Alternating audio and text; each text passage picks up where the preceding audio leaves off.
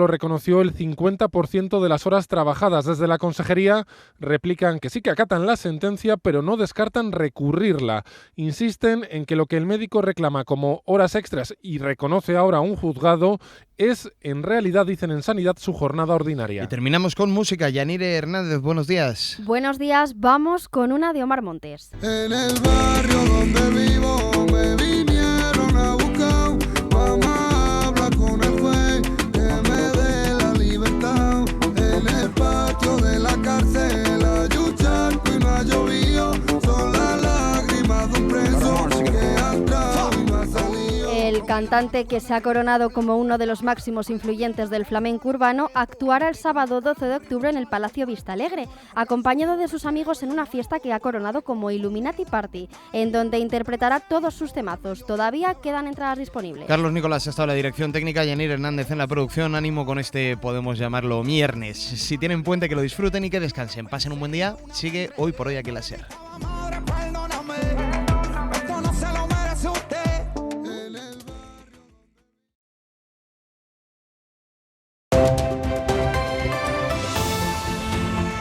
En la cadena SER, Hoy por Hoy, con José Luis Sastre. Las 8:30 de la mañana, las 7:30 en Canarias.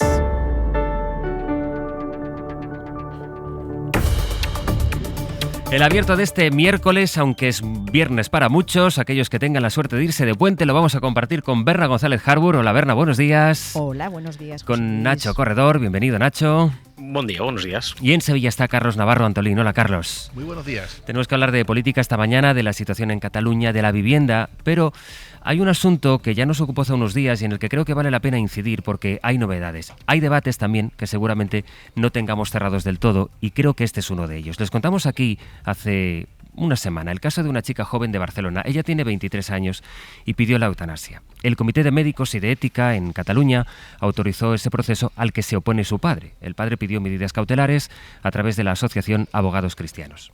La jueza, se lo contamos, ha paralizado el proceso y ahora va a ser el Superior de Cataluña, el Tribunal Superior, el que decida. Estamos ante el primer caso en España en que la justicia puede frenar una eutanasia que ya tenía el aval de los expertos. Barcelona, Andrea Villoria, buen día. Hola, buen día, Sastre. Nos pusiste tú sobre la pista de esta historia.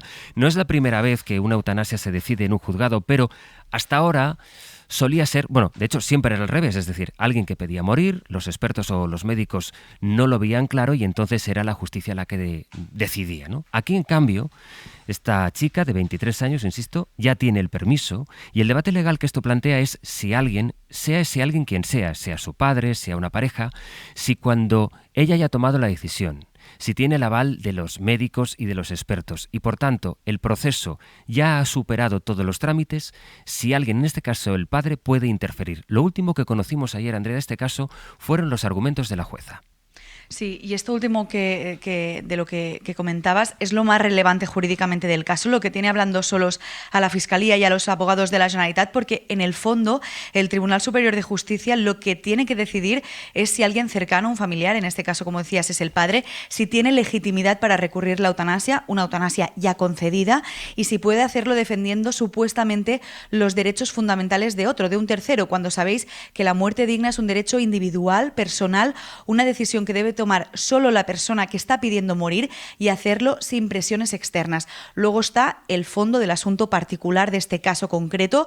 Es el caso de una joven de 23 años que sufre una lesión medular irreversible desde que hace 2 años, desde que en 2022 intentó suicidarse saltando de un 5º piso. El padre cree que su hija tiene que luchar por vivir, que es joven todavía, que si hace rehabilitación puede mejorar. De hecho, ha presentado un vídeo al juzgado en el que se ve a la joven andando con muletas en el hospital tras la lesión medular y sobre todo pone el foco en los problemas de salud mental que sufre esta mujer. Dice que lo que está intentando hacer es un suicidio asistido. Y aunque no le va a tocar decidir a ella, la jueza que inició esta investigación le ha dado ya la razón al padre corrigiendo a los médicos. En ese escrito en el que acepta la suspensión temporal de la eutanasia, esas medidas cautelares, dice que cree que en este caso no concurren los requisitos para la eutanasia, es decir, que no se trata de un sufrimiento grave, crónico, imposibilitante e incurable incurable como el que describen textualmente con estas palabras los médicos en todos sus informes. Además de ese dolor, la joven dice ahora sentirse sola, vacía y sobre todo incomprendida por su familia. Francesc José María Sánchez es jurista, vicepresidente de la Comisión de Garantía y Evaluación de Cataluña de la prestación precisamente de ayuda a morir, experto en derecho sanitario y en bioética. Señor José María Sánchez, ¿qué tal? Buen día, buenos días. Buenos días. Por situarnos, esa comisión de la que usted forma parte es la comisión, digamos, que evalúa casos como este, los casos de eutanasia, ¿no?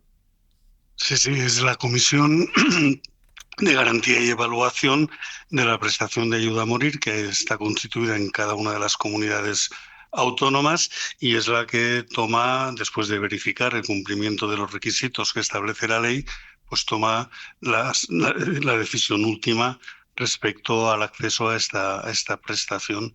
Por tanto, tienen dos funciones, una que es la verificadora y la otra es la de resolución de impugnaciones que pueden haber habido a lo largo del procedimiento, porque en alguna fase del procedimiento o el médico responsable ha denegado la prestación o el médico consultor ha hecho un informe desfavorable y entonces la persona solicitante plantea una reclamación frente a la comisión. Este no era el caso, porque en este caso, en las tres fases del procedimiento, tanto el médico responsable como el médico consultor, como la propia comisión que debatió el caso en un pleno de la misma, entendieron que efectivamente se cumplían los requisitos establecidos por la ley, tanto personales como clínicos, y por tanto autorizaron la eutanasia. Es decir, aquí se cumplen las garantías que marca la ley, que es el médico que atiende a la paciente, un médico ajeno y también la tercera instancia, que son ustedes, esta comisión de expertos, le dicen por 3 veces, por tanto, con 3 criterios distintos, que sí, esta eutanasia cumple los requisitos y que por tanto hay que proceder a ella. Sin embargo, la jueza dice en su auto que no hay un padecimiento grave y crónico, que es justo lo que sí vieron los expertos y los dos médicos. ¿Usted cómo explica esta discrepancia? Bueno, la jueza yo creo que entra en un terreno pantanoso, porque sin unas pruebas periciales que desmientan lo que por 3 veces se ha informado favorablemente, no creo que su nivel de competencia y de conocimiento en temas médicos alcance para hacer una valoración como la que hace en su auto. Pero bueno, la jueza sabrá en qué berenjenal se ha metido. Porque la novedad aquí es que hay alguien, que en este caso es el padre de la chica que pide la eutanasia, el que lo está requiriendo, el que pidió esas medidas cautelarísimas. Es importante situar esto, señor José María Sánchez. En un proceso de eutanasia, alguien ajeno, aunque sea el padre o una pareja, no puede interferir, es decir, es un proceso directamente de la paciente o del paciente y de estos dos médicos y los expertos. Claro, es una prestación personalísima. Piénsese que no se puede solicitar la eutanasia a través de un representante, de ser la persona directamente afectada la que lo tiene que solicitar, lo tiene que reiterar su solicitud, tiene que, después de reiterar su solicitud, haberse cumplido todos los trámites de información, de alternativas terapéuticas, etcétera, y todo un proceso deliberativo tiene que prestar ella por sí mismo, esa persona por sí misma, el consentimiento para acceder a la prestación, y por tanto yo entiendo, y ese es mi criterio, yo creo que compartido por mis compañeros de la comisión, que no existen terceros legitimados para impugnar esa decisión, porque en definitiva es el ejercicio de lo que el Tribunal Constitucional ha establecido como un derecho fundamental a la autodeterminación respecto a la propia muerte en situaciones médicamente contrastadas.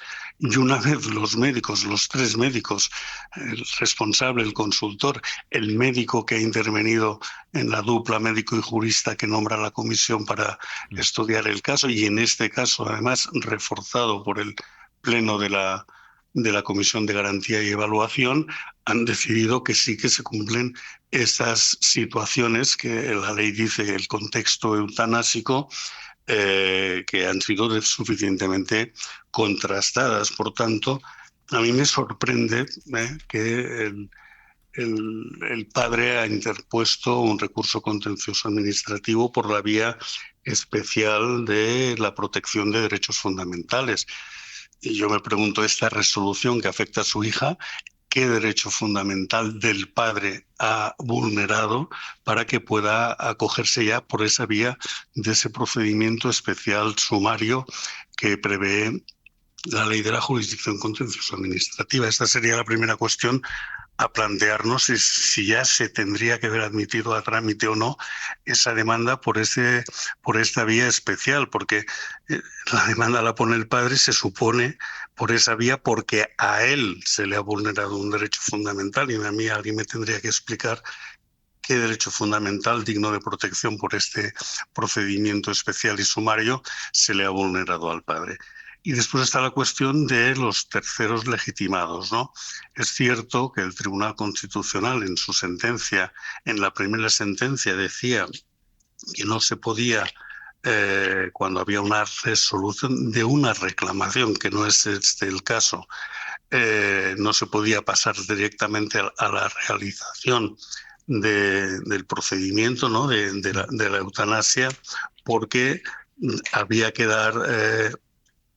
para no comprometer la posibilidad de impugnación por parte decía el Tribunal, de terceros legitimados. Entonces la pregunta es muy pertinente. ¿Existen estos terceros legitimados?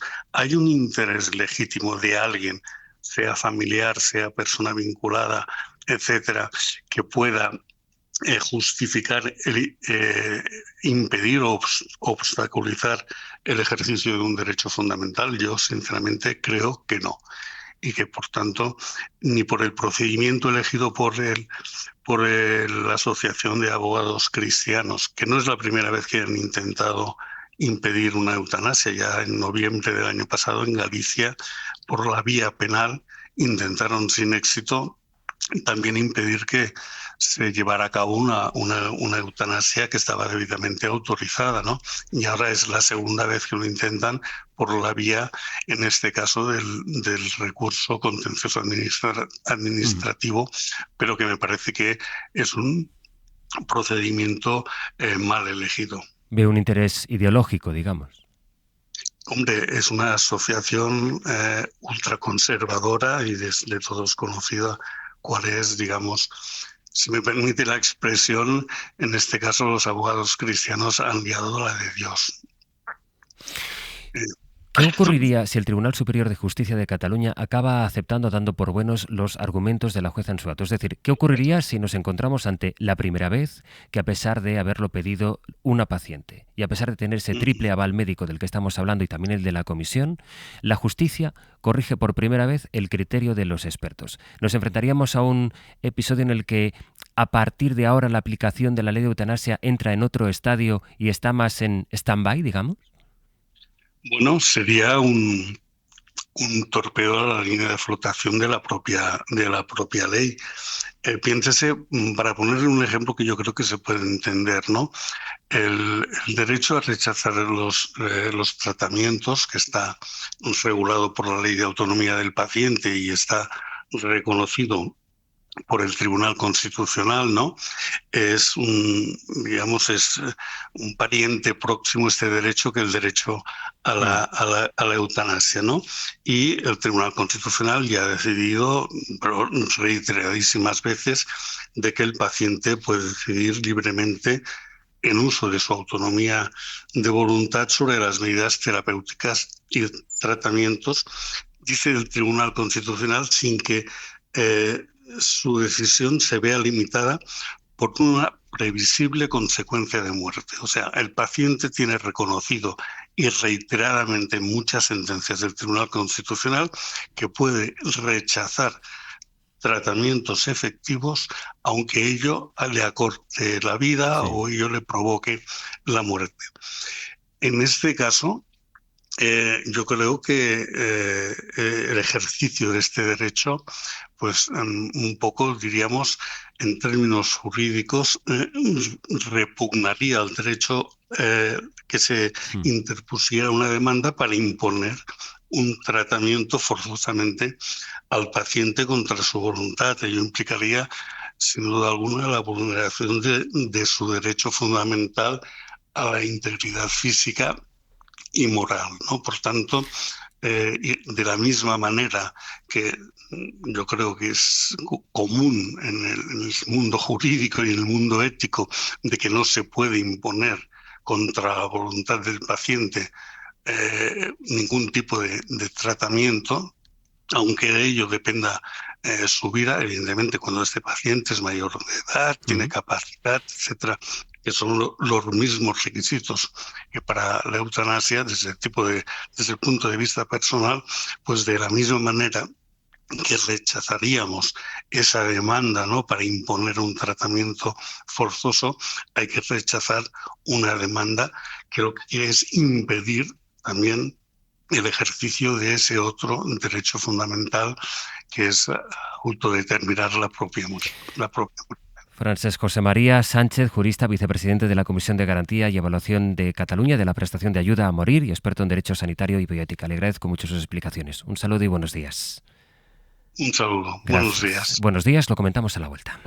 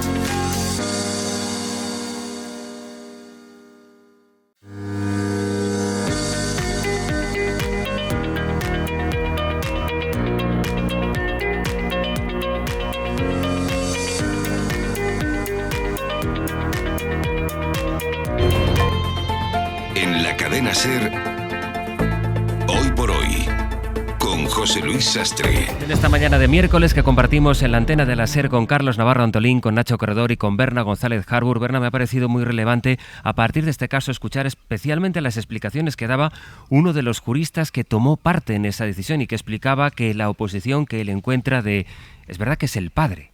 Y claro, ¿cómo vas a decir que el padre es un tercero? Pero en este caso, con la ley en la mano, es un tercero que tiene a su juicio, él interpreta o plantea una interferencia que es más bien ideológica.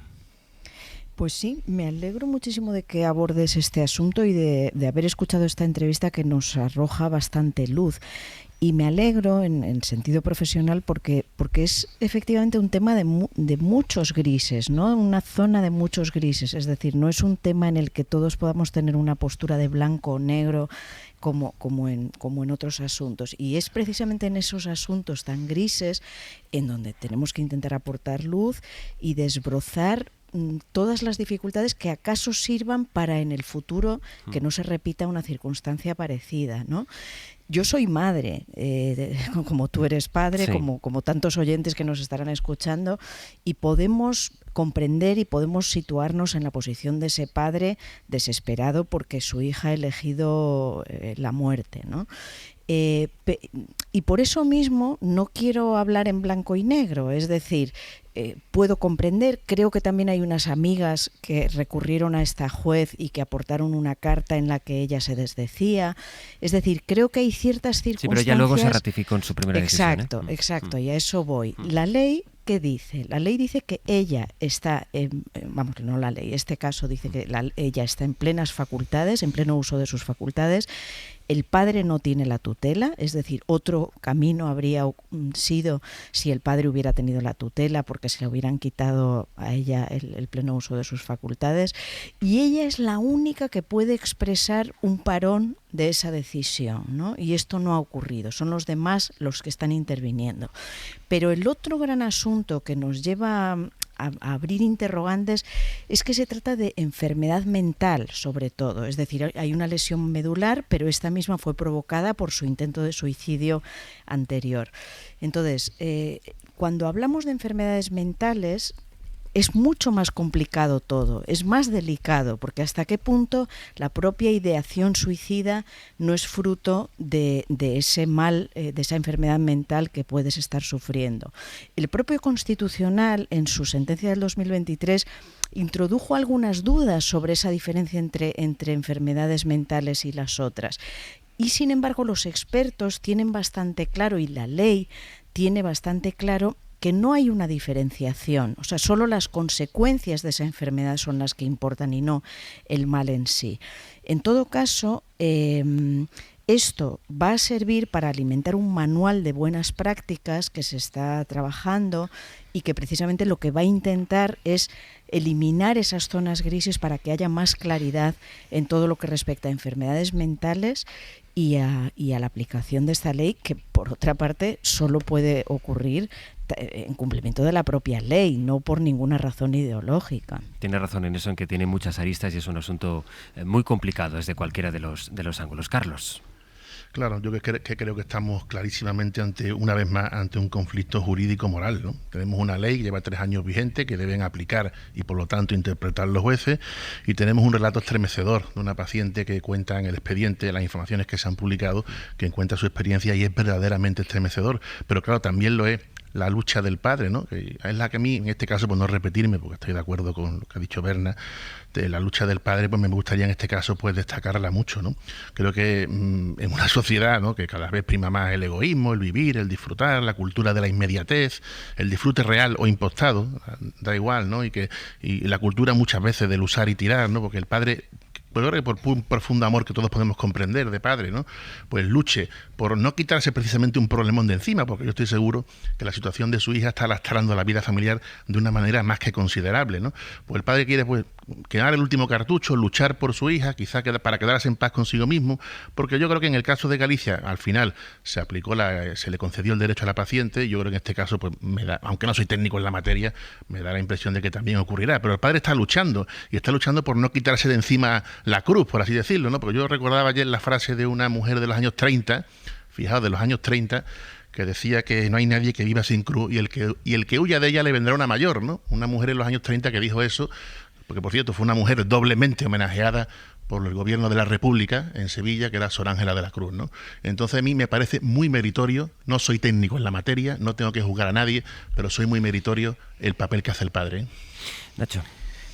Coincido en que el debate sobre la eutanasia es un debate con muchos grises y que el caso este en particular tiene aristas, pero una cuestión de estas características debe abordarse desde los principios racionales y desde la defensa de los derechos civiles, de la libertad y la autonomía de los ciudadanos de un país que es España, que tiene una legislación que garantiza una serie de derechos.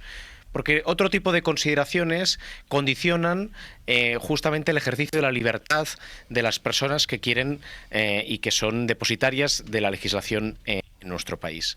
Y es un debate que es nuevo en la medida en la que en el año 21 se actualiza la legislación en nuestro país, pero que es un debate recurrente en cualquier caso en distintos lugares del mundo. Hace solo 2 meses que en Francia se estaba tramitando un proyecto de ley sobre eutanasia y los parámetros del debate eran hasta llamativos. En ese caso fue el gobierno liberal quien impulsó la legislación y la oposición, también de izquierdas, fue muy crítica con la ley, entre otras cosas con elementos de crítica que tenían que ver con lo que decían ellos que era, en fin, un derecho que emanaba de una frivolidad de un vicio burgués. Eso ha pasado a pocos kilómetros de España hace cuestión de 2 meses. La legislación es garantista. Y en la medida en la que se pasan los 3 filtros que pide la legislación, que son 2 médicos y un comité de evaluación, a mí lo que me chirría de toda esta ecuación cuando uno lee los relatos, o lo que más me llama la atención, no tiene que ver ni con el amor ni con los condicionantes emocionales, sino que tiene que ver con el papel de un grupo de abogados cristianos. Un grupo de abogados cristianos que ponen sobre la mesa una serie de argumentos y una jueza a la que los 3 filtros de los 2 médicos y el comité de evaluación entran en el fondo del asunto. Porque está entrando en el fondo del asunto, no está analizando la capacidad autónoma de decisión de esa paciente. No está haciendo solo eso, está señalando que en la medida, como hemos podido leer en prensa, en la que en la lesión medular que tiene le hace ir en muletas, eso no constata la irreversibilidad de la lesión. Y eso no es a una jueza a la que debe interpelar, no es a un grupo de abogados cristianos a quien debe interpelar, y es a la persona que solicita que la legislación que defiende su autonomía, que especialmente la eutanasia, que hay una cierta desigualdad a las personas que tienen algún tipo de discapacidad. Ese es el debate de fondo y ese es el debate que habría que abordar. Yo creo que hay que situarlo en esos términos, porque ahora, cuando decías, Carlos, el papel del padre, quien, por supuesto, yo creo que no podemos ni imaginar, ¿no?, lo que tiene que ser para unos padres, para un padre en este caso, una situación como esta, pero el debate que se plantea aquí es sin poder sustraerse a las complicaciones o al debate incluso moral a la hora de acercarse a asuntos tan espinosos y tan complejos como este. Pero aquí se trata de si hay precisamente para regular todo ese dolor, que es de lo que se trata, se ha articulado un mecanismo legal y se cumplen esos mecanismos, es decir, para asistir a los derechos de una parte y de la otra. No se trata aquí de comparar cuál es ya sé que no lo has hecho, que simplemente subrayas el dolor del padre. Yo creo que todo el mundo se puede poner, todo el mundo puede empatizar con todos los puntos de vista de esta historia, pero que se trata de eso, del cumplimiento de la ley y de los mecanismos hasta ahora. Por eso el experto decía, si el Superior de Justicia acepta los razonamientos de la juez, estamos ante otro estadio que no sé cómo queda la aplicación de la ley de amnistía, de eutanasia. La ley está vigente hace 3 años, la ley hay que cumplirla, la ley la aplican interpretándola a los jueces y, como decían los romanos, la clave está en el proceso. El proceso es la garantía. Y el proceso ahora mismo, como ocurrió en Galicia, de hecho, el experto lo ha referido antes, ¿no? Ha permitido, la persona que tiene que aplicar la ley, ha permitido escucharla del padre y tomar sencillamente una medida de suspensión cautelarísima. ¿Por qué? Porque si se aplica la eutanasia, evidentemente después ya no hay marcha atrás, ¿no? Entonces vamos a esperar que el proceso siga adelante y efectivamente yo simplemente es que me llama muchísimo, insisto, Sastre, me llama muchísimo la atención positivamente el ejemplo del padre. No sé si los abogados son cristianos, musulmanes, me da exactamente igual. El padre está luchando y ese papel del padre en el contexto actual, con lo que vivimos cada día en redes sociales y en noticias y demás, me parece muy meritorio. Entiendo que tú quieres enfocarlo en eso o subrayar ese papel. Porque de hecho yo creo que el proceso acabará como en Galicia, le darán el derecho a la eutanasia. Hay en todo caso, dejarme incorporar a Andrea Villoria, que sigues por ahí, hay en todo caso otro caso, ¿no?, de eutanasia. Sí, os lo contábamos el otro día, justo después de que la juez admitiera esta primera demanda por parte del padre que quería parar la eutanasia a esta joven de 23 años, a las pocas horas entró otra demanda casi idéntica y también ha sido aceptada y está recorriendo el mismo recorrido. Está también en manos del Tribunal Superior de Justicia de Cataluña y en este caso es un hombre de 54 años que sufrió 3 ictus y 2 infartos, según ha podido saber la SER, que también vio concedida la eutanasia, pasó por todos los filtros y es en este caso el hijo de este hombre quien pidió paralizar la eutanasia.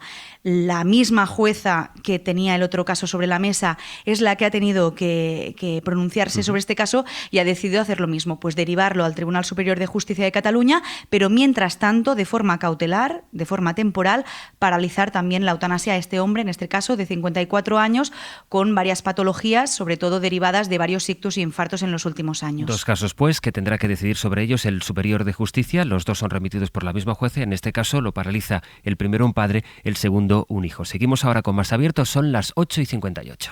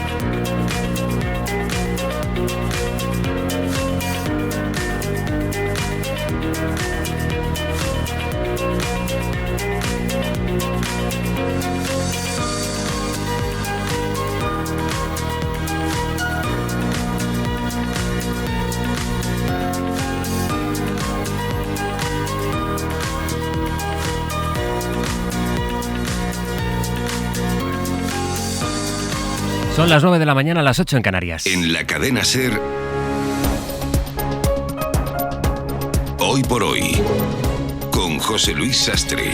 Las 9:01 ya de la mañana, en pocas horas, a las 3 va a empezar la operación especial de tráfico por el puente del 15 de agosto, el más complicado del año en las carreteras españolas, el que más vehículos hace que circulen. La DGT espera hasta la medianoche, de hecho, la medianoche del domingo, más de 8 millones de desplazamientos, al coincidir quienes empiezan sus vacaciones con quienes las acaban. Mario Yun. Buenos días. Debido a ese gran volumen de desplazamientos de largo recorrido por carretera, Tráfico pide máxima precaución a todo el mundo que vaya a coger el coche, planificar con tiempo las salidas y evitar, en la medida de lo posible, las horas más conflictivas. Desde la DGT señalan la tarde de hoy como uno de los tramos con mayor volumen de circulación, al igual que la mañana del sábado para desplazamientos cortos y sobre todo la mañana del domingo a partir de las 6 de la tarde con la operación Retorno. Además, se realizará un mayor número de controles de alcohol y drogas en las noches y madrugadas al coincidir el puente con las fiestas patronales en numerosas localidades españolas. Jornada, en fin, complicada, jornadas complicadas las que tenemos por delante, Bayo, en las carreteras españolas. Y con una advertencia de la DGT a los y las conductoras que están tomando algún medicamento, por inocuo que parezca, su consumo afecta a la conducción. Marina Fernández. En total, más de 5.400 pastillas, sobres, gotas, comprimidos que venden las farmacias españolas pueden afectarnos al volante.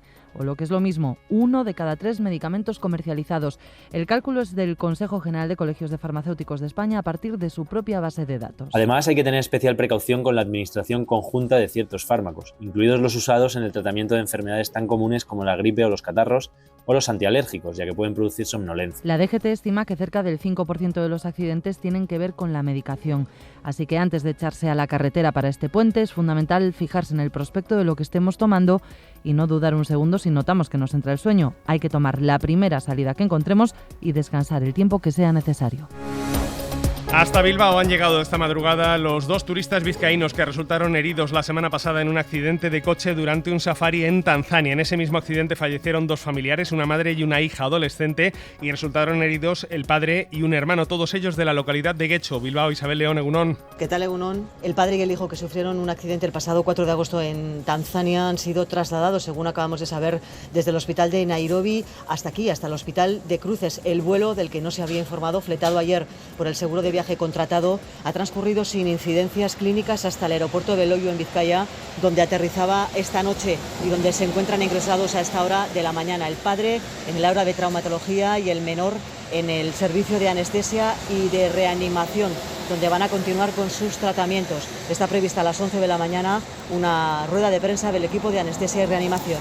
Del exterior, la región rusa de Belgorod, fronteriza con Ucrania, declara la emergencia por una situación extremadamente complicada. El gobernador de esa región rusa, que colinda con la de Kursk, donde las tropas ucranianas llevan a cabo una ofensiva desde el pasado día 6, ha asegurado que la situación es extremadamente difícil, que los bombardeos son diarios y es por ello que, para proteger a la población civil y brindar apoyo adicional a las víctimas, declara el estado de emergencia regional. Y de los deportes, Sampe, llega el día. Los aficionados madridistas van a poder ver a Mbappé vestido de blanco con los colores del Real Madrid. En un partido oficial, porque ya le han visto en los entrenamientos o en la presentación. Va a ser en la final de la Supercopa de Europa, que marca esta noche desde las 9 en el Estadio Nacional de Varsovia, el inicio oficial de la temporada 24-25. Real Madrid-Atalanta. Mbappé, Militao y Tchouaméni entrarán en el 11, este último en sustitución de Camavinga, lesionado en el entrenamiento de ayer con un esguince en su rodilla izquierda tras un pisotón del propio Tchouaméni. El resto van a ser los mismos que conquistaron el pasado 1 de junio la 15ª Champions. El partido van a poder seguirlo en Carrusel Deportivo desde las 8:30 de la tarde. Antes, a partir de las 12:30 de la mañana, el Atlético de Madrid presenta en el Estadio Metropolitano al central Robin Lenormand.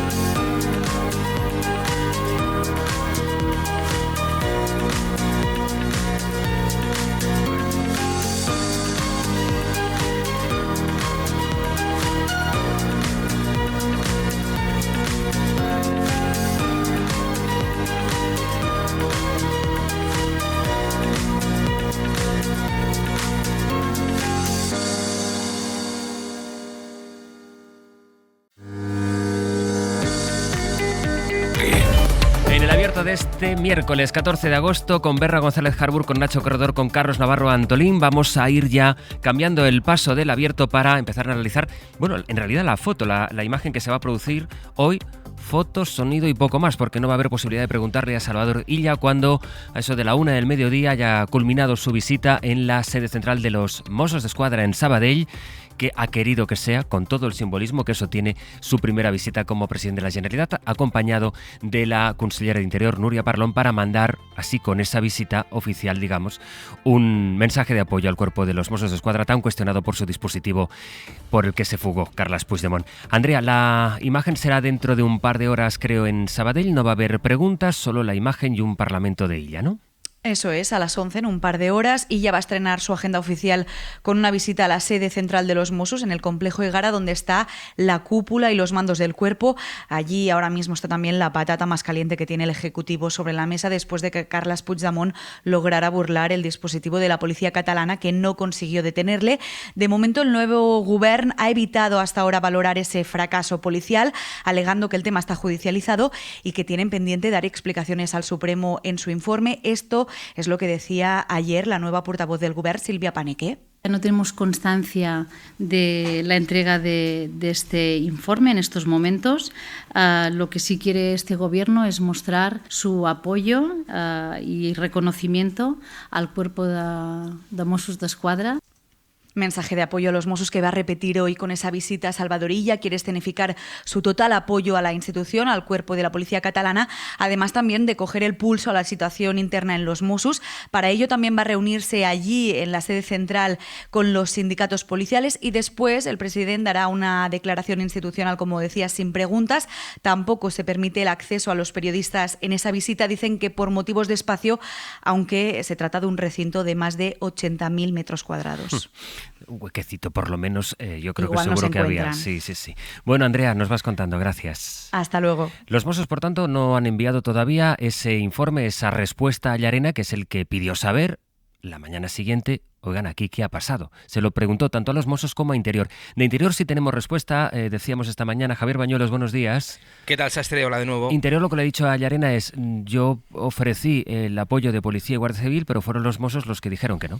Eso es. Bueno, el informe sobre todo aclara, Sastre, lo que ocurrió en dos momentos muy concretos, qué se hizo antes de la llegada de Puigdemont a España y qué pasó a raíz de su fuga. Si lo repasamos, Sastre, de forma cronológica, antes de que el expresidente regresase a España, Policía y Guardia Civil montaron dispositivos de control y vigilancia en la frontera con Francia, también en puertos y aeropuertos, pero aclaran en su informe al juez Llarena que no detectaron a Carles Puigdemont en ningún momento. Ya el 8 de agosto, el día de Interior, como decías, ofreció a los Mossos cualquier tipo de apoyo operativo para detener a Puigdemont, ofreció la colaboración de Policía y de Guardia Civil, pero los Mossos renunciaron. Por tanto, la Policía Autonómica Catalana solo contó con el intercambio de información e inteligencia que suele ser habitual en este tipo de operaciones. Después viene la fuga, Puigdemont desaparece y es en ese momento y no antes cuando el Ministerio del Interior activó recursos extraordinarios, así lo determinan, lo llaman, para intentar detenerle. El delegado del Gobierno en Cataluña fue quien dio instrucciones al jefe superior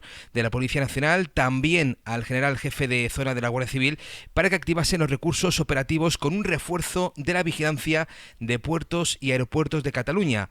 Tampoco dieron resultado, y hay que remarcar además, Astre, que Interior también podría haber reactivado el control fronterizo, el control en fronteras con Francia. Lo contempla de hecho el código Schengen, pero no lo hizo. El motivo, Interior alega que es una medida de último recurso ante una amenaza grave para el orden público o la seguridad interior, pero entendieron que no se daba esa situación, que no debe aplicarse como si se hizo, por ejemplo, recordemos, durante la cumbre de la OTAN celebrada en Madrid hace ya 2 años. El Ministerio le dice al juez que entendía que no concurrían esos motivos por los que cerrar las fronteras, la frontera entre España y Francia. Bañuelos, gracias. Un abrazo. En fin, es el momento en el que llegan, el momento de las explicaciones, Nacho, sobre todo de los Mossos ante el juez, porque vimos aquella comparecencia de Joan Ignasi Elena, el consejero de Interior, y también los máximos responsables uniformados de los Mossos d'Esquadra, pero falta saber qué es lo que le dicen al juez, y esa foto de Illa con la que pretende mandar un primer mensaje, una prioridad, vaya, ¿no?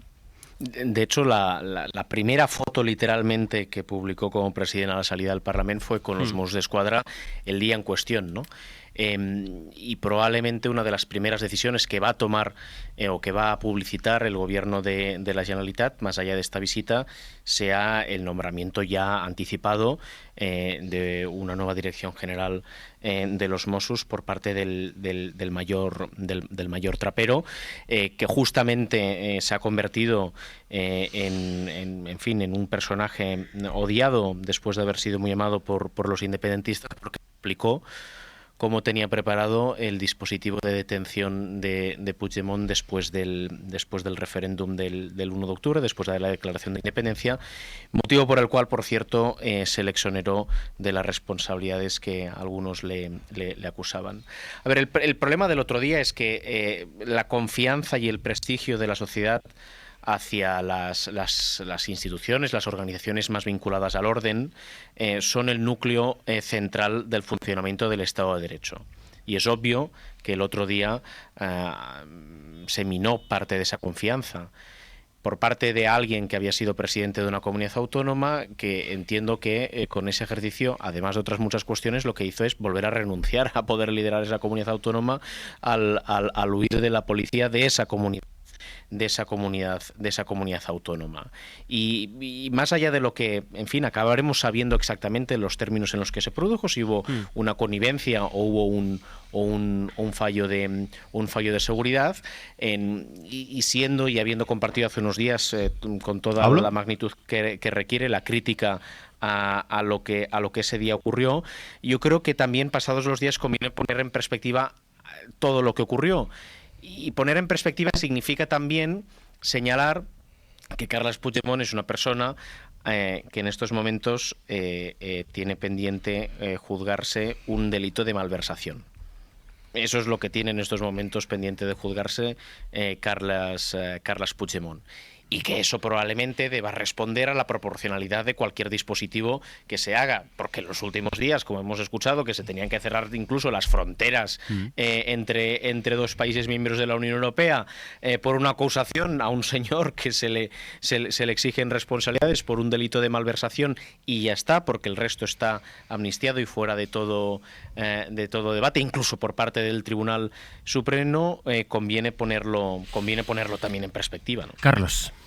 Pues yo tengo muy claro que es un grandísimo acierto que ella vaya en su primer acto al cuartel de los Mossos, porque está señalando de alguna manera uno de los puntos clave de la Cataluña de los últimos años, ¿no? Será poco todo lo que haga por prestigiar más a los Mossos, por darle más profesionalidad, por conseguir que se entiendan y se coordinen bien con los cuerpos y fuerzas de seguridad del Estado, y por dejar claro que los Mossos, dejar muy muy claro, están al servicio de las instituciones, de los ciudadanos y no de los independentistas, puesto que también es uno de los retos de este nuevo presidente, pues demostrar que de verdad ha bajado el suflé del independentismo, que el independentismo no lastra el futuro de Cataluña. Ya después vendrá lo de la financiación en septiembre, que habrá una bronca monumental. Y por cierto, por último, yo no me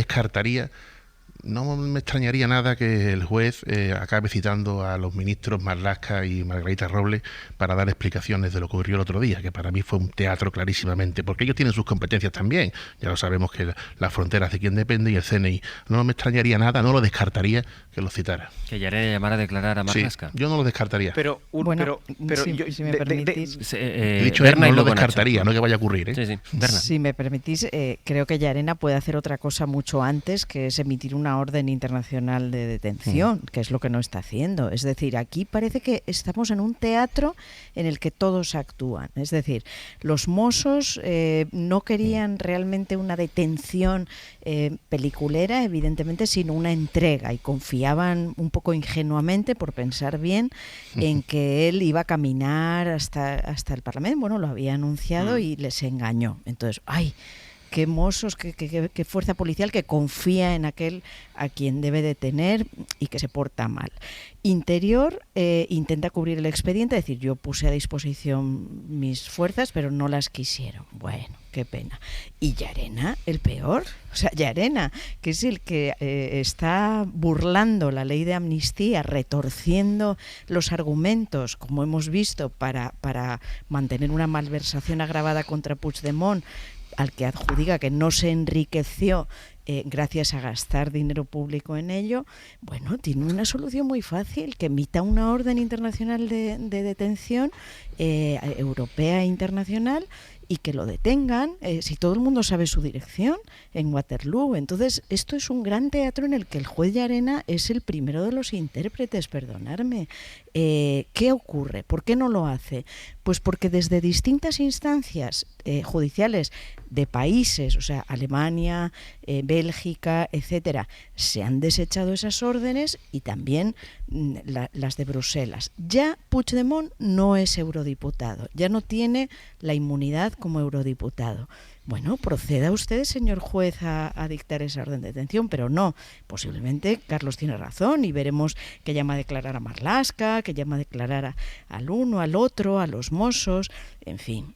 De verdad que esto parece un teatro. Luego, sobre ella, si me permites, sí, José Luis, también yo quisiera decir, estupendo que empiece por ahí, mal comienzo no llevar a la prensa y no querer responder a preguntas. Francamente, me espero mucho más y mejor del presidente de la Generalitat.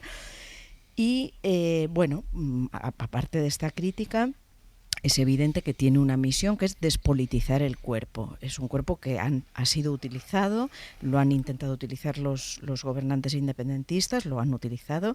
Trapero efectivamente mostró una mesura y una profesionalidad que le valieron su exoneración y, como ha recordado Nacho Corredor, el odio de toda esa clase, y bueno, su recuperación va a ser todo un mensaje. Yo creo que es prioritario que se despolitice ese cuerpo y que rinda sus servicios profesionales como debe.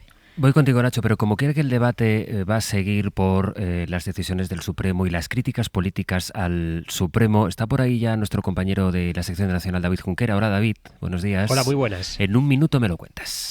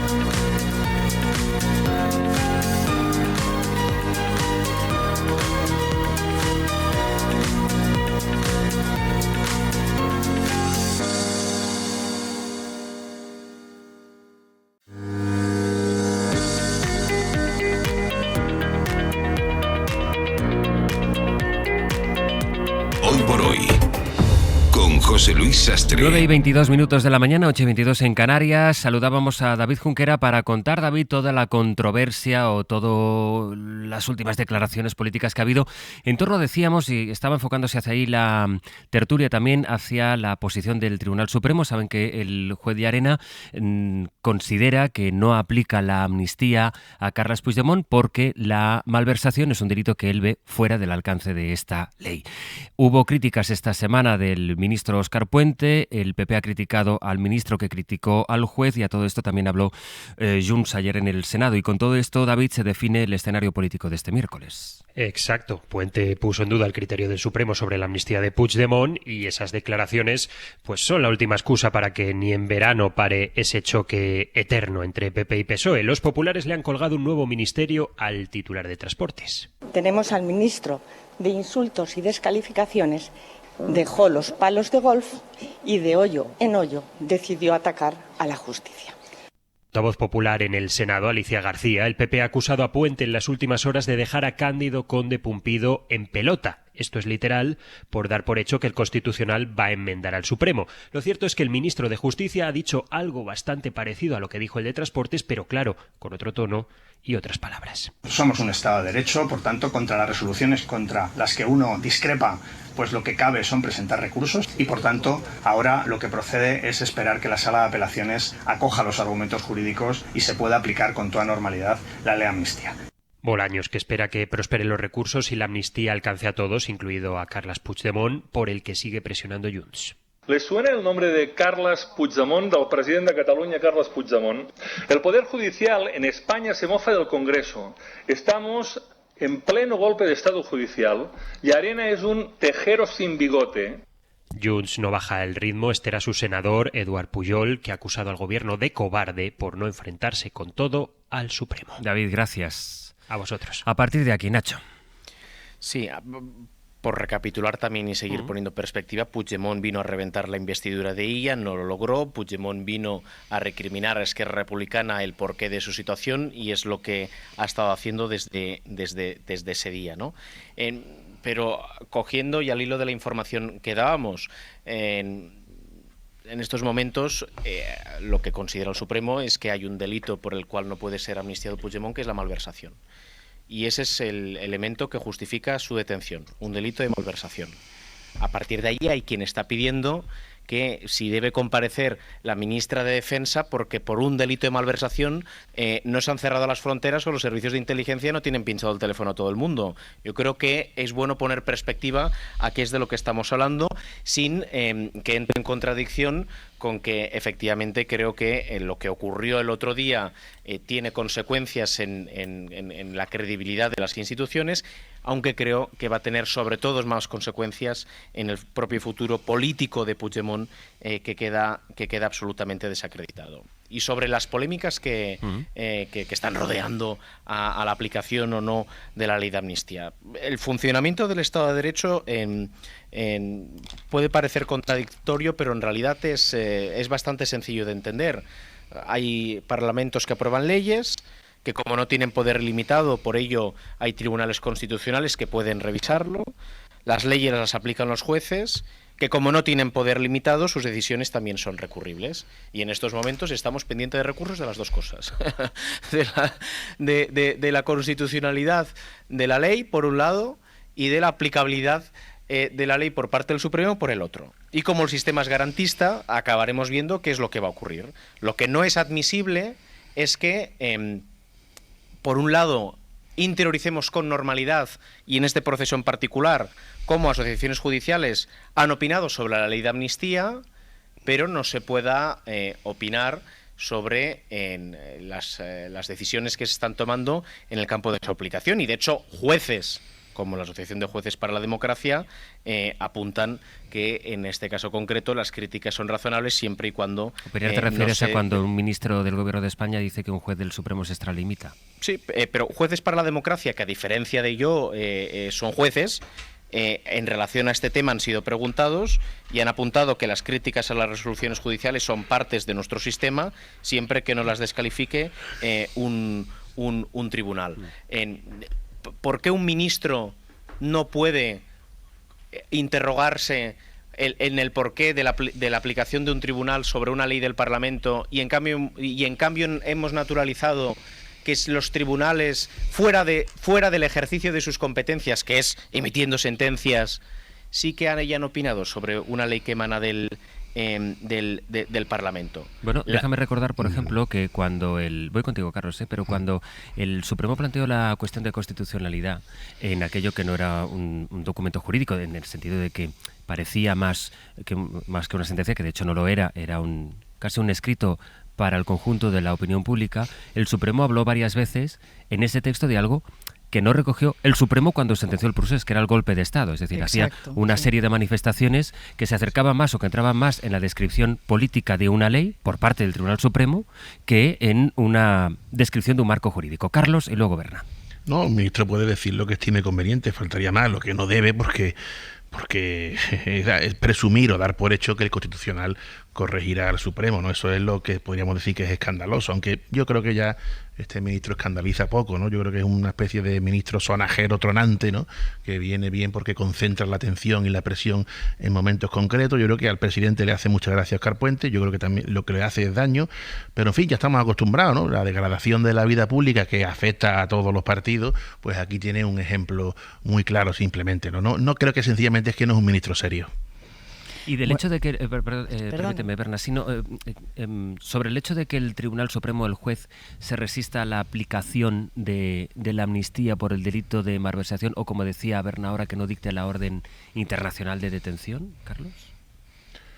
Bueno, que diga lo que estime conveniente, pero es que yo creo que el ministro tiene que guardar un perfil institucional, o está obligado a guardar un perfil institucional, y le asiste el derecho a la libertad de expresión, pero yo creo que su ejemplo debe ser clarísimamente otro, ¿no? En serio, vamos, yo tengo clarísimo, debe ser otro, ¿no? Por supuesto que los jueces son criticables y se pueden criticar sus actuaciones y analizarlas y darles la vuelta, sí, pero que es un ministro del Reino de España. Yo creo que pasa que nos hemos acostumbrado, hemos normalizado ciertas conductas, ciertos comportamientos que no deberíamos haber incaído en eso, pero bueno, ¿qué le vamos a hacer? ¿Verdad? Con estos bueyes jaramos.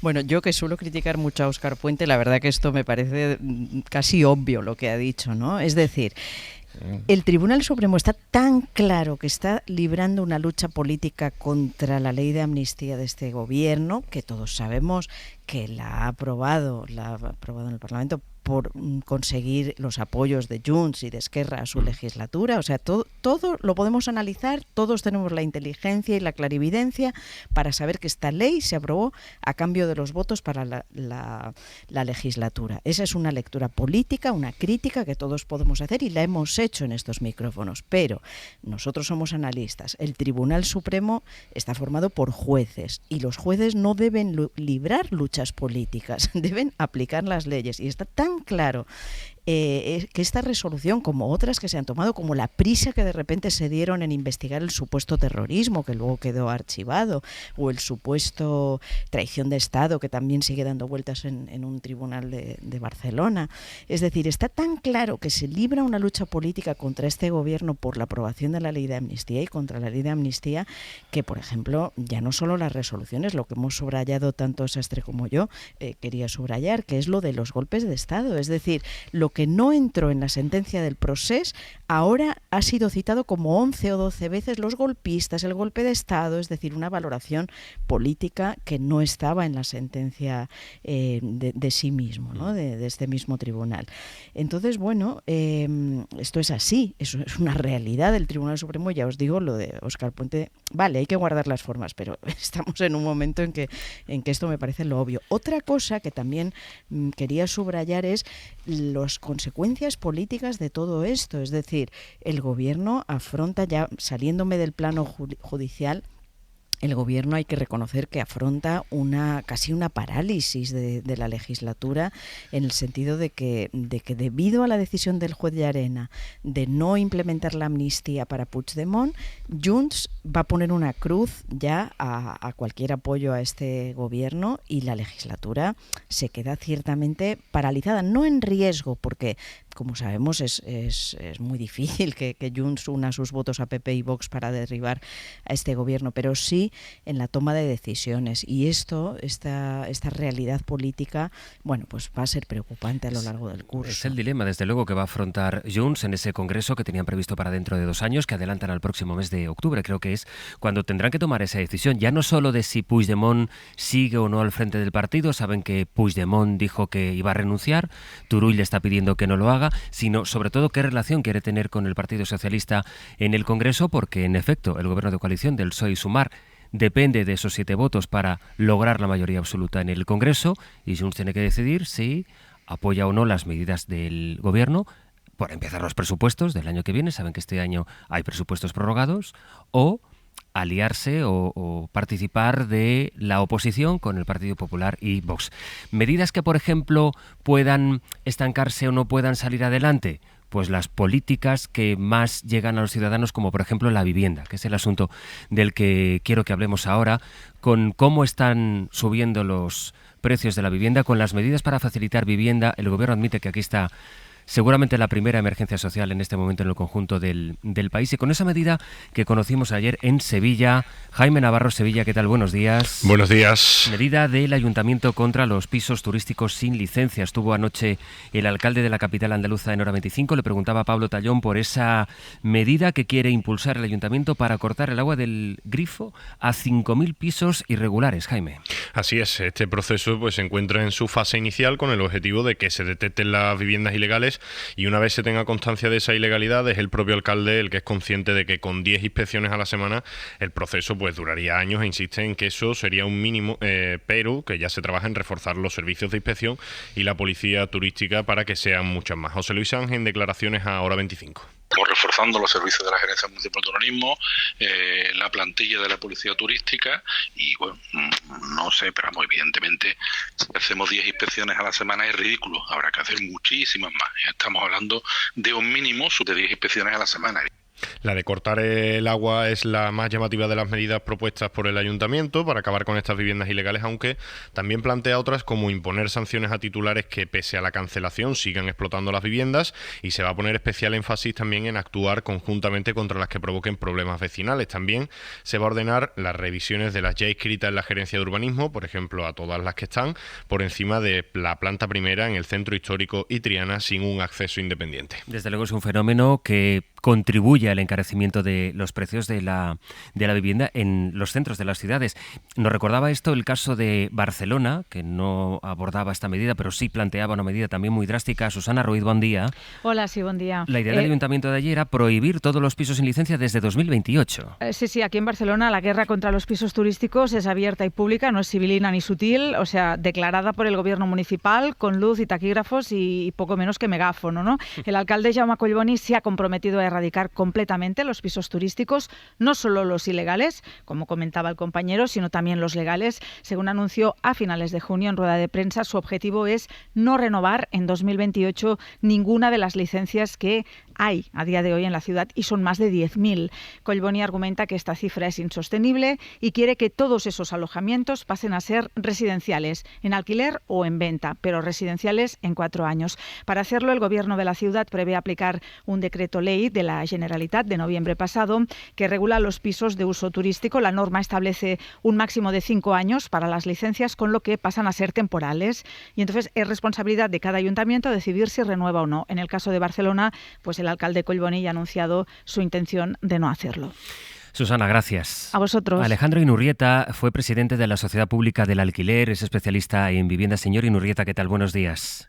Muy buenos días, José Luis. Ayer hablamos con Santiago Carbó, el economista, catedrático de Economía, y le pregunté cuándo podríamos empezar a ver, dado que, y en eso yo creo que estamos de acuerdo todo el mundo, que tenemos un problema evidente del encarecimiento, cómo van proliferando y se multiplican estos pisos turísticos sin licencia. Le pregunté cuándo podríamos empezar a ver soluciones que llegaran a la gente, especialmente la joven, la que está intentando empezar su propia vida, soluciones en vivienda. Y él me dijo que en 5 o en 7 años, que es muchísimo tiempo para la gente que tiene la urgencia de poder empezar a vivir de forma emancipada. ¿Cuál es su diagnóstico de el problema que tenemos en este país con la vivienda? Y luego le pregunto por medidas concretas como esta de Sevilla o de Barcelona. Bueno, mi diagnóstico es todavía peor que el de Santiago. Yo creo que el problema de la vivienda en España es endémico y además nos arrastramos desde hace muchísimos años porque no hemos sido capaces, como han hecho otros países europeos, yo siempre pongo el ejemplo de Viena, en tejer, digamos, y en crear un gran parque público de vivienda social. Yo, en el libro que recientemente he publicado, hablo de que se necesitarían unos 7 millones de unidades de vivienda pública en España, 7 millones, para poder tener ese porcentaje que tienen estos países centroeuropeos del entre el 20 y el 30% de vivienda pública. Por lo tanto, ¿hay voluntad política de llevar a cabo este tipo de acometidas? La verdad es que no. Se hacen muchos anuncios de vivienda pública, pero hablan de 25.000, de 30.000. O sea, estamos hablando simplemente que para que los precios realmente se muevan y se controlen, como pasa en Viena, donde tienen el 50% del parque, del total del parque de vivienda es público, pues necesitaremos no solamente 5 o 6 años. Imagínense el ritmo de construir 7 millones de unidades públicas de vivienda pública en España. Yo creo que el problema es irresoluble porque no hay voluntad política y porque hay una serie de lobbies, sobre todo del sector inmobiliario y constructivo y ahora de la patronal turística, que no quieren que en España haya ese modelo, porque ese modelo supone que los precios y la rentabilidad de esas viviendas va a ser infinitamente menor. Por lo tanto, yo creo que es un problema muy, muy serio que ningún gobierno de ningún tipo se ha puesto en marcha, porque tenemos además un problema adicional, un problema de suelo. En España hay mucho suelo que además no se grava, como pasa en Reino Unido y Dinamarca. Se podría imponer un impuesto al suelo que generaría unos recursos importantes para los ayuntamientos y, por lo tanto, repito, y otro elemento adicional, las formas constructivas yo creo que también son diferentes. En Europa se empieza a ver mucha construcción modular, que se hace muy rápido y mucho más barata y mucho más sostenible, y en España seguimos anclados en el ladrillo. Por lo tanto, tenemos muchos problemas en muchos frentes y ninguna voluntad política. Medidas como esta del Ayuntamiento de Sevilla de cortar el agua a los pisos turísticos, ¿qué opinión le merecen? Bueno, yo creo que es una medida más de cara a la galería que efectiva. Yo creo que eso no es una solución.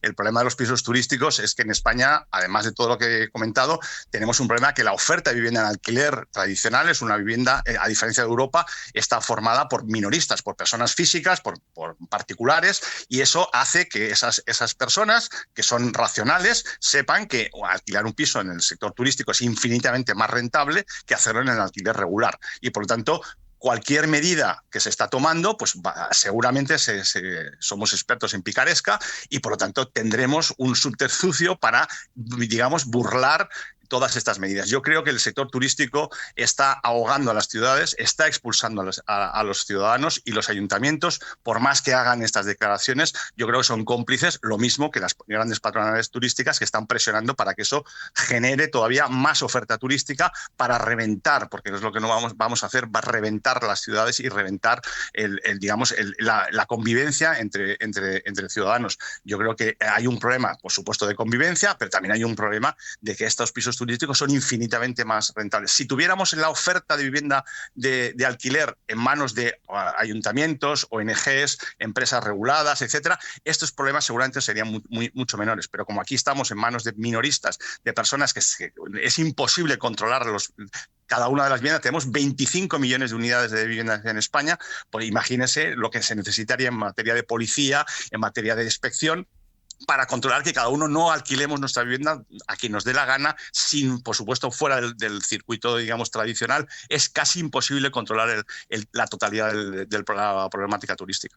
Hablaba usted, señor Inurrieta, de la falta de voluntad política y que seguramente vamos tarde, ¿no? Que es la reflexión que me parece que planea en toda su intervención. Pero hay una ley de vivienda, se ha hablado de la posibilidad de prohibir incluso por ley estos pisos turísticos, se ha hablado de la regulación de los precios en aquellas zonas que las comunidades declaren tensionadas, es decir, esa falta de voluntad política, sin embargo, se ha traducido en una ley que, es verdad, no está provocando, o no por lo menos por ahora, el efecto de bajar los precios. ¿El problema es entonces de voluntad política, de falta de atrevimiento en la regulación?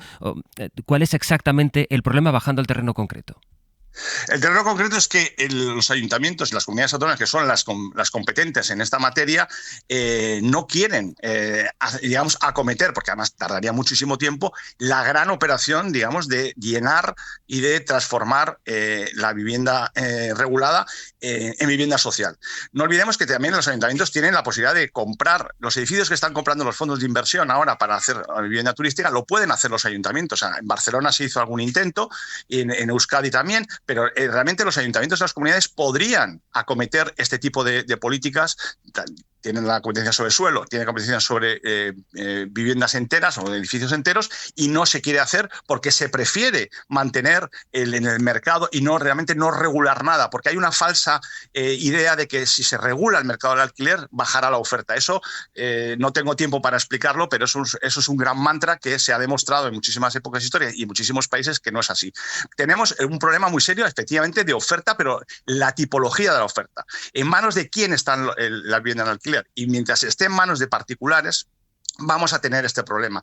Tenemos que hacer una gran operación para que ayuntamientos, ONGs y otras entidades jurídicas que se puedan regular y que tengan como único objetivo el alquiler regular, como pasa, repito, en Viena y en otros países europeos, tendremos efectivamente ese. Pero vamos, para que eso llegue tenemos que acometer una gran operación de, primero, no vender el suelo al sector privado, que son todos los eventos que los ayuntamientos están haciendo. El suelo tiene que estar siempre en manos públicas y en derecho de superficie para abaratar los costes de construcción, y por tanto tenemos que hacer una gran cantidad de operaciones que realmente ningún gobierno quiere hacer, porque hay una gran presión, repito, de las grandes patronales, el sector inmobiliario, el sector constructivo, porque el valor en general, el valor del inmueble, el valor del sector inmobiliario en España caería un 30 o un 40% si llegáramos al modelo, por ejemplo, que tiene Viena. Y eso es lo que realmente hay mucha gente que está en contra. O sea, hay muy poca gente en este país que tiene mucho suelo o mucha vivienda. Efectivamente. Bien. Alejandro Inurrieta, expresidente de la Sociedad Pública del Alquiler. Ha sido muy interesante escucharle. Un abrazo y gracias. Un abrazo, gracias. Carlos, déjame empezar contigo, que eres de Sevilla y que vives en Sevilla. ¿Cómo ha caído allí la iniciativa del alcalde? Hay que destacar que el alcalde anuncia esta serie de medidas no enfocándola en el problema de la vivienda, ¿no? Que es el enfoque, me parece además muy acertado. Él lo que hace lo anuncia como lucha contra los efectos indeseados de un turismo masivo, ¿no? Y en ese caso, el titular que me quedo, que ha dicho el experto, es que una medida de cara a la galería en cuanto a poder poner más viviendas en alquiler, porque aquí ya no hay viviendas para los jóvenes que se quieran emancipar, sino para los estudiantes, ¿no? Y ahora por eso están proliferando tantas residencias a falta de vivienda. Pero claro, si lo queremos hacer para luchar contra los efectos del turismo masivo, pues también se queda corto, porque otra vez hemos hablado en el abierto de la necesidad de que ya hay ciudades españolas que tendrían que estar haciendo planes integrales contra esos efectos indeseados del turismo masivo, como hace Roma, Venecia o Ámsterdam, ¿no? Entonces, una vez más, pues esto espero que sea el inicio, ¿no? Porque quedan muchísimas medidas que se podrían hacer si miramos ya a las ciudades que van por delante, como las que he citado, desde poner la tasa turística, que en Sevilla no hay, a hacer la tasa turística no ya para las pernoctaciones, sino para quienes vienen a visitar la ciudad durante el día, como hace Venecia, restringir los accesos de cruceros, impedir el uso de patinetes y de altavoces, incluso regular los grupos de turistas que sean de un número limitado a 25. O sea, hay un montón de medidas, una serie de medidas muy extensas que se podrían hacer si se quiere luchar contra los efectos de un turismo que no se nos olvide del que no podemos prescindir, porque es nuestra principal industria. Porque luchar con esta medida para el problema de la vivienda me parece efectivamente que de cara a la galería se queda muy corto. Es que además esto, Nacho, se suma a los datos que dábamos ayer del Consejo de la Juventud, que decía que cada vez, desde luego estamos muy por debajo de la tasa de emancipación de la media europea, como sube ese 6% los salarios de los jóvenes y en cambio sube el 40% el precio del alquiler, o cómo con el dinero, con un salario medio que recibe la población de menos de 30 años, que es de 1.005 euros, no cubres el alquiler más los suministros, y que incluso cuando alquilas una habitación porque no tienes más remedio que compartir el piso, cuando quieres dejar de vivir con tus padres o cuando tienes que salir de casa, esa habitación consume casi el 40% de tu salario. Y esto es, Nacho, lo que nos deja este puzzle que tenemos con la vivienda. La inacción de las instituciones ante esta cuestión sí que mina la confianza ante las instituciones. Antes hablábamos de otros aspectos que también lo hacen. Inurrieta señalaba un concepto que yo creo que autoexplica muy bien qué es lo que ocurre con esta cuestión en nuestro país, y es voluntad política, ¿no? Ausencia de voluntad política. Porque es verdad, y también escuchando sus explicaciones, y no es habitual en el debate público que se aborde con la complejidad que requiere, que el problema es multifactorial y se debe a cuestiones muy distintas. Uno que es relevante, pues ausencia de determinado tipo de oferta. Lo ponía sobre la mesa. Lo digo porque hay quien dice que esto se soluciona construyendo más vivienda y ya está. Otro, especialmente en las grandes ciudades, la distorsión que introducen los pisos turísticos en el precio de una vivienda. Otra de las cuestiones. En los próximos meses, probablemente con el alineamiento que hay político entre Barcelona, la Generalitat de Cataluña y el Gobierno de España, en Cataluña y en Barcelona en particular se tenga la oportunidad de experimentar de forma singular innovando en materia de política pública de vivienda. Hay un alineamiento ideológico que es bastante excepcional en estos momentos en nuestro país, en una gran ciudad, en una comunidad autónoma y en el Gobierno de España. Y aunque desde Barcelona también se han anunciado algunas cuestiones, como es que tiene que ver con el poner fin a la renovación de las licencias turísticas, que probablemente deba compensarse con licencias hoteleras, que no distorsionan el precio del mercado, generan otros retos, pero no distorsionan el precio del mercado de la vivienda, haya una oportunidad para poner en marcha lo que desde luego tiene que ver mucho con la ideología. Y la contradicción en la que vive la vivienda es que es a la vez, en un sistema de libre mercado, un bien de mercado, y a la vez, en un Estado de Derecho social y de derecho como el nuestro, un derecho constitucional. Y si las instituciones, y en especial los partidos que reivindican estar al lado de las personas que no tienen las mismas oportunidades que otros, no lo hacen, no solo van a sufrir las instituciones que lo harán, sino en particular la izquierda, que no está sabiendo o queriendo dar respuesta a un tema que es estructural para el desarrollo económico también de nuestro país. Berna. Sí, yo soy una convencida de que esta debería ser la enorme prioridad, la gran prioridad de cualquier gobierno, pero sobre todo de un gobierno que se dice progresista, ¿no? Y de las comunidades autónomas y ayuntamientos, etcétera. Sería la varita mágica, además, con la que conectar con las nuevas generaciones que están absolutamente desconectadas de la realidad política que heredan. Inurrieta ha dicho muchas verdades y una es esa, que el sector turístico está, como ha dicho, ahogando a las ciudades, ¿no? Y que los ayuntamientos son cómplices.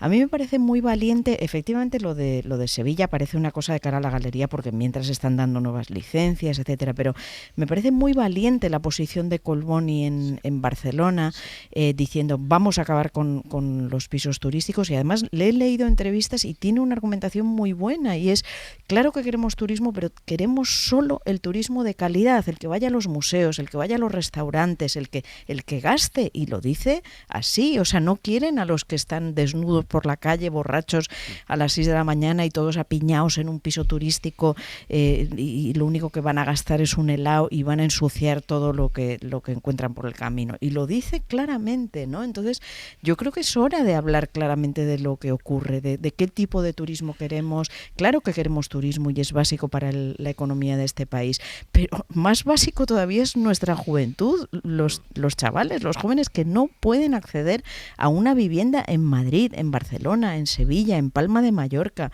y desde luego los gobiernos se deben a ellos y a sus posibilidades, a sus oportunidades de futuro, y desde luego esta debería ser la prioridad y repito, la varita para reconectar con ellos. Algo más antes de terminar este abierto. Vamos a ir a Estados Unidos por esa conversación entre Donald Trump y Elon Musk. Nueva York. Pablo Anzola, buenos días. ¿Qué tal? Buenos días. Porque Musk y Trump compartieron ante millones de seguidores digitales una charla sin filtro en la que el candidato republicano no tuvo obstáculos en propagar datos falsos, en lanzar insultos a sus rivales, en aplaudir a Musk por haber despedido a algunos de sus empleados. En fin, y es ese comentario el que ha llevado al poderoso sindicato del automóvil de Estados Unidos a denunciar a Trump, también a Elon Musk, Pablo, por sus amenazas reiteradas a los trabajadores. Sí, es el último coletazo de esa entrevista. El gran sindicato del automóvil aquí en Estados Unidos les ha demandado por sus intentos ilegales de amenazar a los trabajadores. En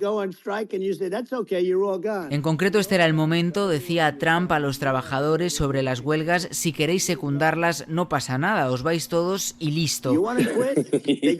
Fue solo uno de los muchos momentos de complicidad entre ambos que convirtieron el discurso de Trump en una suerte de barra libre de desinformación.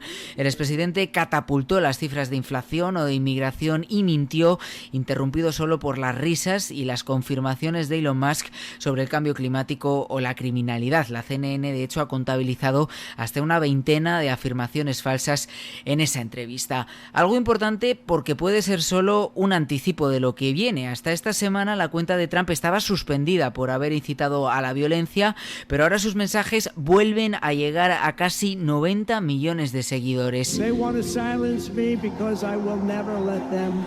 Con mensajes como este: quieren silenciarme a mí porque nunca permitiré que os silencien. Trump y ahora también Elon Musk, porque ya no lo ocultan, comparten proyecto político, quieren movilizar estratégicamente a ese votante hombre, joven, alejado de los medios tradicionales. Así que estos intereses comunes entre el hombre más rico del mundo y un candidato a la reelección son sin duda extremadamente poderosos y pueden decantar la balanza en noviembre. Ya veremos risas y complicidad entonces cuando hablan de echar a la gente que protesta. Pablo, muchas gracias. Gracias a vosotros. Y del hasta exterior luego. todavía, hasta luego Pablo, desde Nueva York, y todavía del exterior les decía un testimonio que hemos escuchado esta madrugada desde Venezuela. Resulta que el panel de expertos de la ONU, de Naciones Unidas, ha concluido que las elecciones allí en Venezuela no tenían las medidas de integridad, de transparencia, no pueden ser tomadas como elecciones creíbles. Esto dice el panel de expertos de la ONU en un documento que en principio no iba a ser público, iba a ser un documento privado, pero el documento ha trascendido.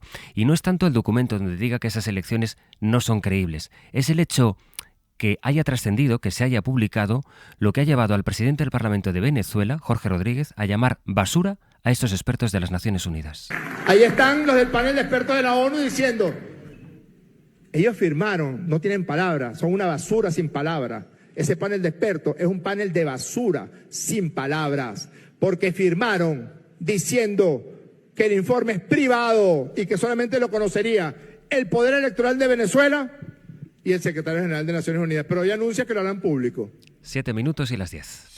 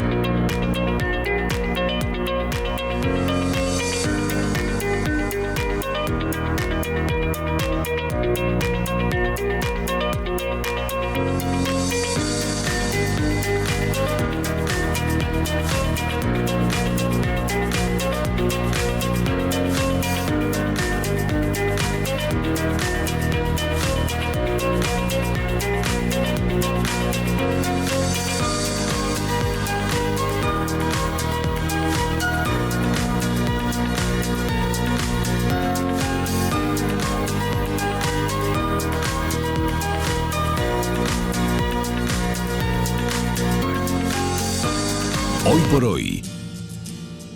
Con José Luis Sastre. Cadena SER. 100 años de radio.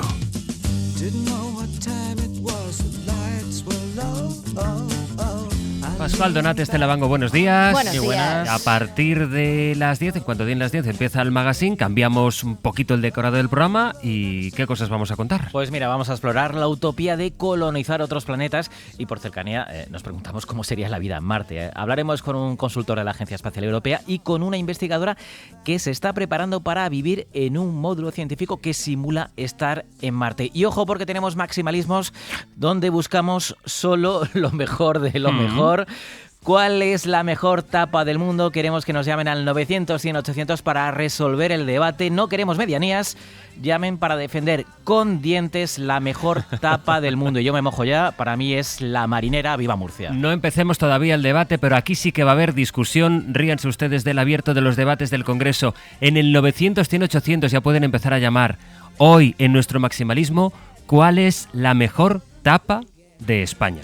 Nada menos. 900 100 800. En lo que no hay discusión es que Roberto García se merece la medalla de oro al diseño sonoro. Es un artista. En esto estamos de acuerdo. Nos mandará una nota de audio precisamente hablando de la emoción y el deporte. Acabamos de terminar los Juegos Olímpicos y bueno, los compañeros de Carrusel nos han emocionado haciéndonos simplemente llegar el sonido, que es una tarea complicada. Hoy el sonido y la emoción. Sí, y después del sonido, el audiovisual, porque también tenemos una propuesta de una serie. O sea que plataformas de streaming abran bien los oídos porque tenemos una propuesta de serie basada en una historia real. En este caso, de terror. La masacre de la Pobla de Ferran, el mayor crimen en masa de la historia de España. Estará con nosotros, como siempre, Enrique Figueredo, que nos contará los detalles de lo que ocurrió el 21 de mayo de 1928 en este pequeño pueblo de Tarragona.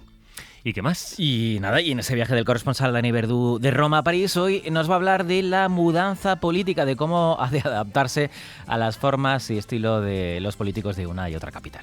Pues todo eso y más, y sobre todo ese gran acontecimiento a las 10:30, el concurso, el debate sobre cuál es la mejor tapa. Cuestión que no os voy a preguntar, porque quiero que mantengáis la integridad. Berna González Harbour, Nacho Corredor, Carlos Navarro Antolín, muchas gracias por acompañarnos esta mañana y hasta la próxima. Adiós. Adiós.